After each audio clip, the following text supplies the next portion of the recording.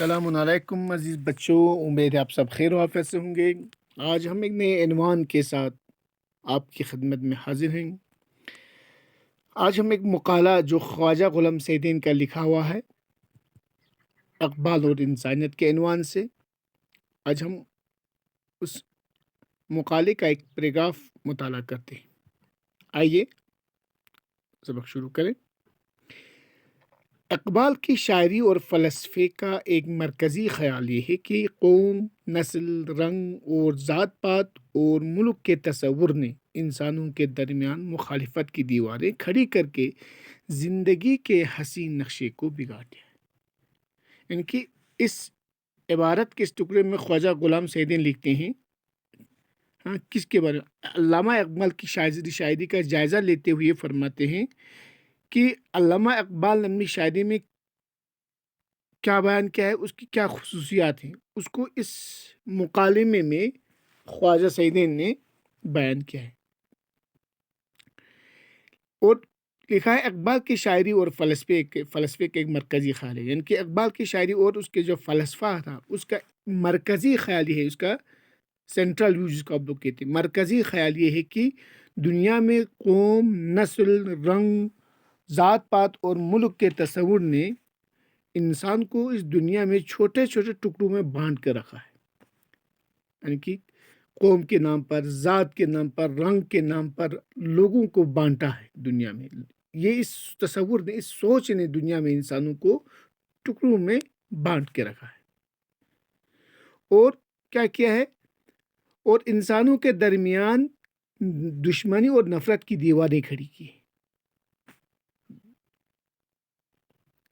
ذات پات، ملک، قوم، پھر علاقہ، اس تصور نے لوگوں کو ٹکڑوں میں بانٹ دیا ہے، اور انسانوں کے درمیان اس سوچ نے کیا کیا ہے؟ دشمنی اور نفرت کی دیواریں کھڑی کی،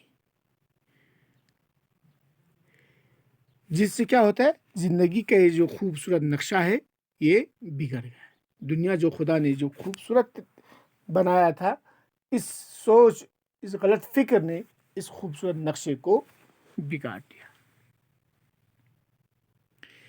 ان کا کلام ان تمام بتان بے فیض کے خلاف ایک مسلسل جہاد ہے، جن سے رنگ و نسل، کلیسا، گرجا گھر، جن کو ابتدا میں تاریخ کے تحریکوں نے، تاریخ ہسٹری کو کہتے ہیں، تحریک مومنٹ کو کہتے ہیں، ایک تاریخ، ایک تحریک، تاریخ، ڈیٹ، ہسٹری، تحریک ایک مومنٹ کو کہتے ہیں، نے تراشا، اور بعد میں قوت اور اختیار کے ناپاک پجاریوں نے اپنے ذلیل مقصدوں کے لیے استعمال کیا۔ اس حصے میں یہاں پر لکھا ہے، اقبال کے بارے میں خواجہ سعیدین لکھتے ہیں، ان کے کلام، یعنی کہ کس کے؟ اقبال کے کلام میں، اقبال کے شاعری میں ان تمام بتوں کو گرانے، کون سے؟ رنگ، نسل، ذات پات کو اس نے بت سے تشبیہ دی ہے۔ اقبال کی شاعری ان تمام بتوں کو گرانے اور نفرت ختم کرنے کے لیے ایک مسلسل جنگ ہے۔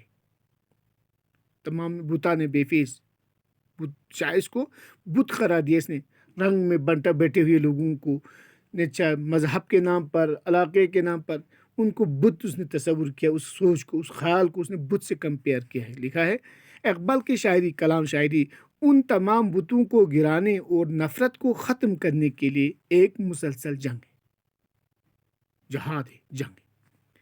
جیسے کیا لکھا ہے؟ نسل، مذہب اور ملک کے تصور کو شروع میں، یعنی کہ ابتدا میں، ابتدا لکھے نا یہاں پہ کتاب میں، تو شروع میں تاریخ کو ختم کرنے کے لیے خوبصورت بنایا۔ اس کو کیا کیا؟ تاریخ کی تحریکوں نے تراشا، یعنی کہ تاریخ کی جو تاریخ تھی، جو ہسٹری تھی، اس کو وجود میں لانے کے جو تحریکیں چلی، جو موومنٹ چلی، انہوں نے اس کو کیا کیا؟ خوبصورت بنایا۔ لیکن بعد میں حکومت اور طاقت کے چاہنے والے انسانوں نے نسل، مذہب جیسے جو الگ الگ حساب سے جو بنایا گیا تھا، چاہنے والوں نے، انسانوں نے، کون سے؟ حکومت اور طاقت کے چاہنے والے لوگوں نے نسل، مذہب، رنگ، ذات پات اور ملک کے تصور کو اپنے ذلیل مقاصد حاصل کرنے کے لیے استعمال کیا۔ انہوں نے اپنی مصنوعی اسرار خودی کے دیباچے میں صاف صاف کہہ دیا تھا، اقبال نے، کہ میری مصنوعی کا مقصد اسلام کی وکالت نہیں ہے۔ میں دراصل ایک بہتر انسانی سماج کی تلاش میں دلچسپی رکھتا ہوں، لیکن اس تلاش میں ایک ایسے سماجی نظام کو کیسے نظر انداز کروں جس کا مقصد ہی یہی ہے کہ وہ نسل، ذات پات اور رنگ کے فرق کو ایک قلم مٹا دے۔ یہاں پر لکھا ہے، انہوں نے اپنی مصنوعی اقبال کے بارے میں لکھا ہے۔ اقبال کیا چاہتا ہے؟ اقبال ایک ایسے سماج کی تشکیل چاہتا تھا، ایک ایسا سماج چاہتا ہے جہاں لوگ امن سے رہے، بھائی چارگی سے رہے، اتحاد میں رہے۔